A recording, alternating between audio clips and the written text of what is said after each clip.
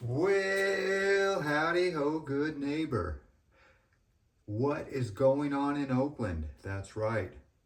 There is crime and punishment going on in Oakland. So I have a few stories that I want to share with you about could you live in Oakland? What's going on in America? And how long can this last? Watch these few stories and tell me what you think about the chaos in Oakland. I know this country's going to pot, whether you like it or not, but I don't know how long this can stand. So watch these couple news stories and tell me what you think. I'm going to have a couple, a video series about what's going on in Oakland. So this intro might look familiar because I'm going to do it more than once. That's right. So what is going on in Oakland? You tell me. Let's go watch this video, and it's not good. Okay, bye-bye, everybody. Oh, you know the drill. Peace, love, and all that hippie jazz. Bye-bye, everybody. An influx of RVs and homeless people in one Oakland neighborhood is creating big problems for the nearby residents. They moved in after being forced out of their spots near the Oakland Home Depot. And earlier this month, the city cleared out all the RVs parked near the High Street Home Depot on Alameda Avenue. Workers put in concrete blocks so that people would stop parking there. So the RVs moved to nearby streets, and people who live in the nearby streets say they are now out of control. Dal Lynn's got that story. There are several dead-end streets here with a lot of homes, apartments, and businesses. They all use this street, East 9th Street, to get in and out. But they say with all these RVs, it's very difficult. Antoinette Millard is moving out after living in her apartment for 3 years. I'm out of breath. Her apartment on the corner of East 9th Street and 34th Avenue is located right next to some of the RVs. She says she can't deal with it anymore. Too much noise and trash. They stay up all through the night. I don't know what they're doing in their trailer, but it bothers me, mentally and physically. She's not alone. Her neighbor just gave a move-out notice to their landlord, Francis Wong. Antoinette, when she was giving me a 30 days notice, I said, I lower your rent. So she still say, no can do. My tenants and giving me 30 days notice, one after another. Neighbors say it started out with a few RV dwellers parked on East 9th Street 2 years ago. It grew in recent months. And when the city cleared out all of these RVs near Home Depot on Alameda Avenue in early October, a lot of these people moved over here. We have 1/3 more people, RV people. The two-way street is now much more narrow. And everybody have problem passing by each other, so my car got hit. Neighbors and business owners also noticed more chopped vehicles and drug dealing on the street. New clients of mine won't even stop. They won't even park. I've had people say, I'm not parking out in front of your building. I mean, it's crazy. I'm afraid and angry. One neighbor says a homeless man dropped his pants in front of his mother-in-law. He worries about sex offenders and his family's safety. We're actually being held hostage by this encampment. We're on the very front lines. A homeless man blames a few bad actors for causing problems for the RV dwellers and the neighbors. These homeless people here, these guys right here, don't bother nobody.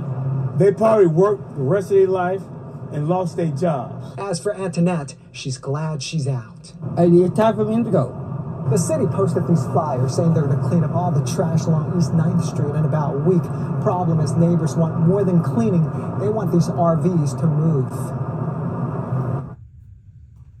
The safety move on the heels of the fire and freeway damage in Los Angeles, but this is actually something that's been tried here in the Bay Area. Yeah, and as Wilson Walker shows us, that effort has a lot of people hoping the second attempt will work better than the first.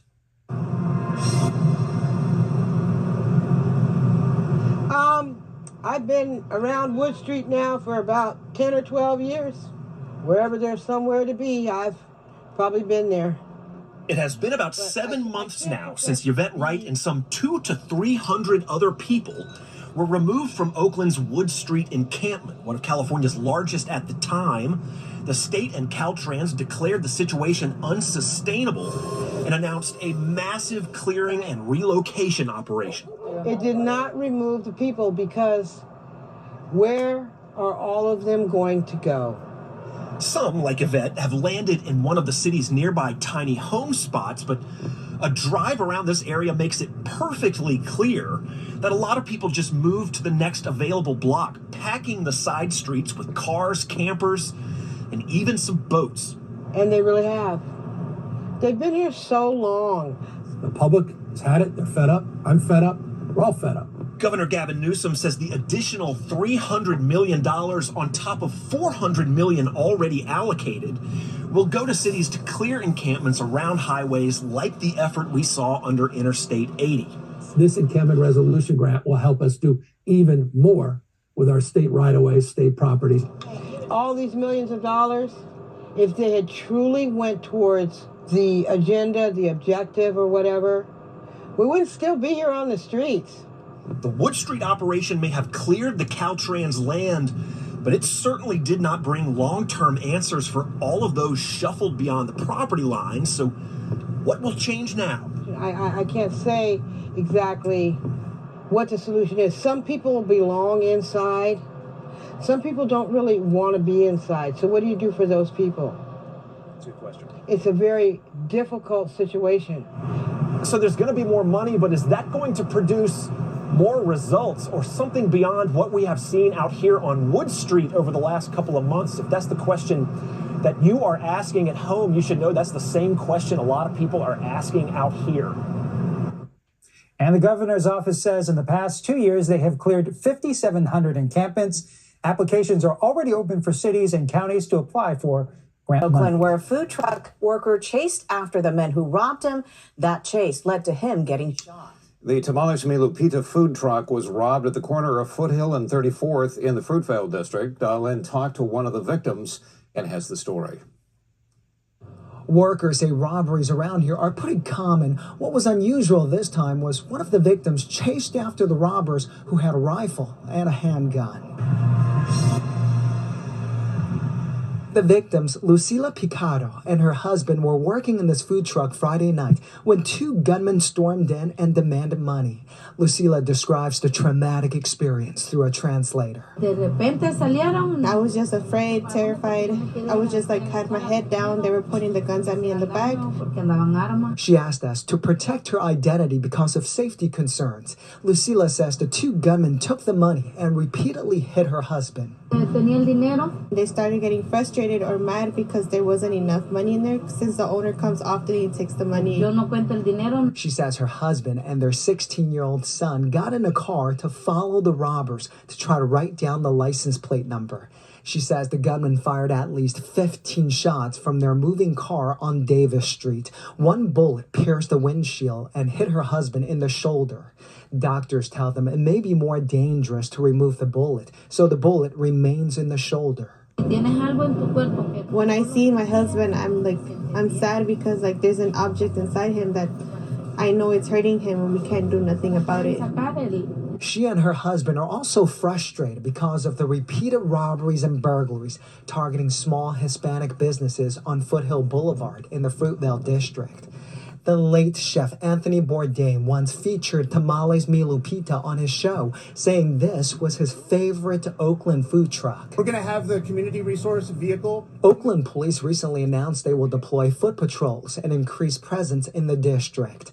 Police responded to over 3,200 robberies citywide so far this year. It's up 35% compared to last year. And I get it. We're super frustrated with everything that's happening in the Fruitville district. And trust me, it hurts all of us as a community. Fruitville business owner Dominique Prado reminds people to be good witnesses. It's not worth chasing. It's not worth fighting back because it's not worth losing your life. Money you can replace. Lucila says her home country is safer than East Oakland. I am shocked, mostly because I barely have 3 months here. And then if I were to have the opportunity to go back to Nicaragua, I would.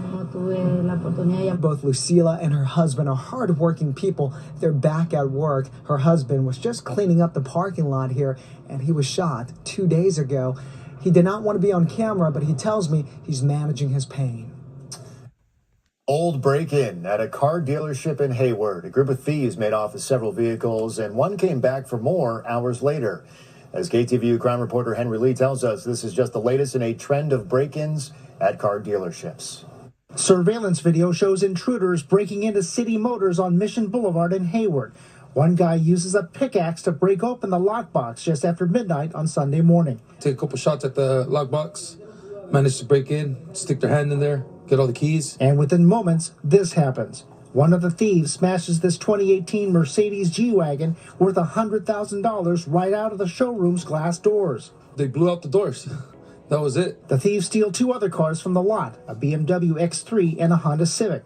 But they didn't stop there. Here you can see Alameda County Sheriff's deputies on scene inspecting the business at about 1 in the morning. The Sheriff's Office later determined the shop's in the jurisdiction of the Hayward Police Department and called the shop owner.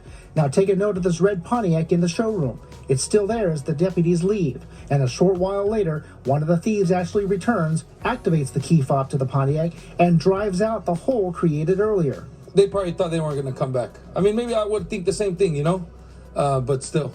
They did come back and they took the other car.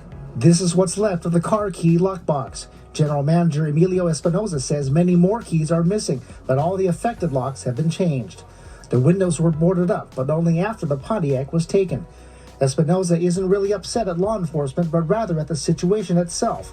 This has been a scene repeated at dealerships across the Bay Area, with businesses almost powerless to stop them. They hit whatever they hit when they want to hit it. Espinoza says he doesn't have too much to say to the intruders. I really don't have a message because they're not going to stop regardless. If they don't get the message once they go to jail and they come back out and keep doing it. Anyone who sees these cars is asked to contact Hayward Police or local law enforcement. In Hayward, Henry Lee, KTVU, Fox 2 News.